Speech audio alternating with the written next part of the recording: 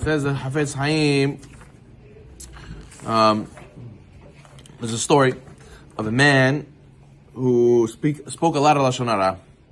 So he spread rumors about innocent people. He caused a lot of people harm. So one day he decided finally to do teshuvah. So he went to his Rebbe and he said, "Rebbe, all my life I spoke Lashon Hara. I want to do teshuvah.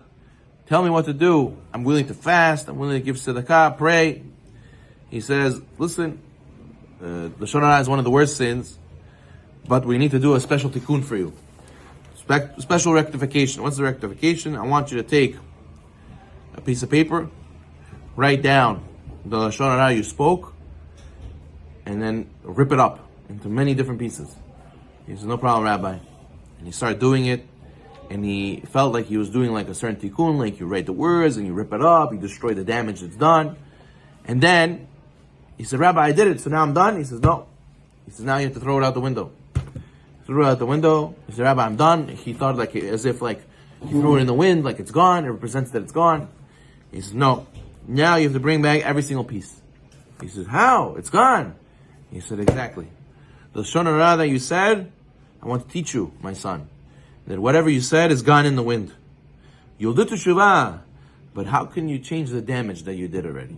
It's already in the wind. Go bring every piece back. Go bring every rumor that spread more and more and more. Almost impossible."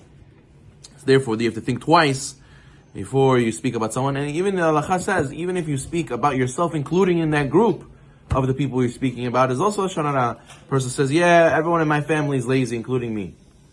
So even though you included yourself, doesn't mean it's permitted to say about everybody else, right? Also, a person has to make sure not to use extreme words when describing people. Like a person says, "Yeah, my brother, he's more on the quiet side." So that'll be allowed. You're allowed to say his personality, but don't do extreme where a person says, "My brother's too quiet.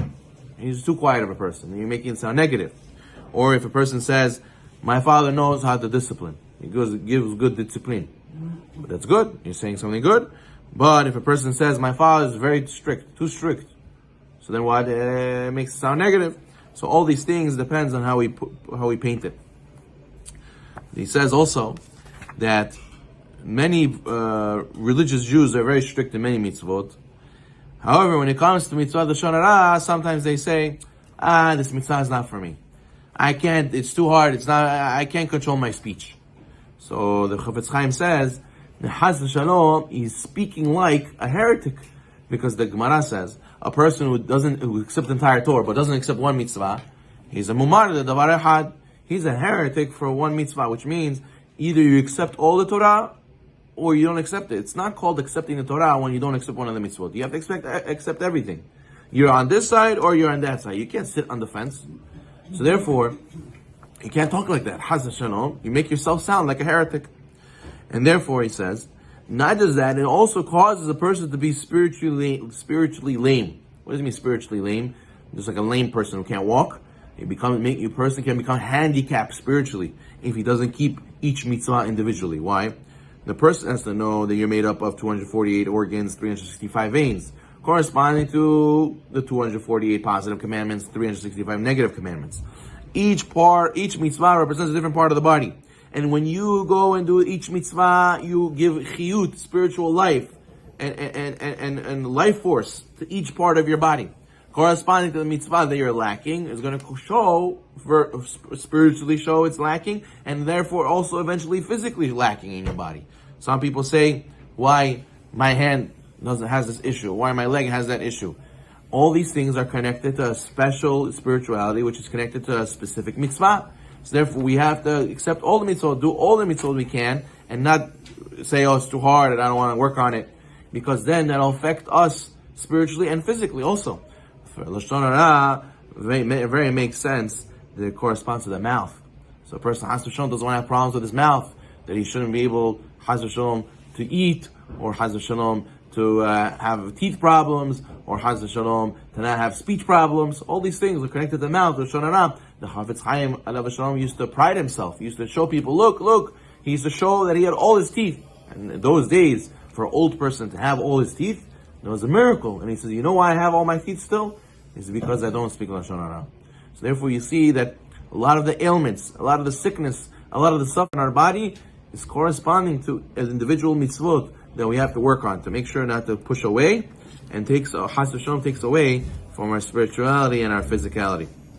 So therefore, a person has to be careful not to say a comment about somebody that can have two meanings. One positive, one negative.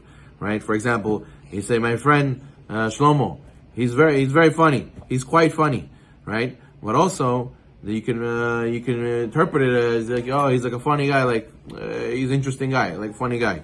Or a person will say something that is interpreted in multiple ways. He has to make sure that people don't misunderstand him, and it could be lashon hara.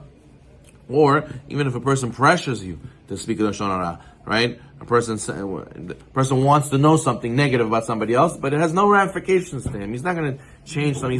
He's not involved in constructive lashon hara. He likes to know. Some people, they like to be 411. They like to know everything. They like to dig. They like to ask. Oh, what happened over there? I heard in the school there was something that happened. Oh, I heard in someone's house something happened. Tell me, who did what? Tell me what was the story? What do you need to know all this for? These people just like to know things, and they like to have rumors and gossip to spread to other people. They like that all the gossip should come to them. That's definitely something that a person has to avoid. And even if someone pressures you, tell me, you must tell me, I'm your mother, I'm your father, I'm your friend, I'm your principal, all these things we said. You have to be willing even to lose your job to not to speak lashon hara. So therefore a person is not supposed to give in to this pressure. And then finally, he says that when a person does this, a person guards himself and he watches what he says.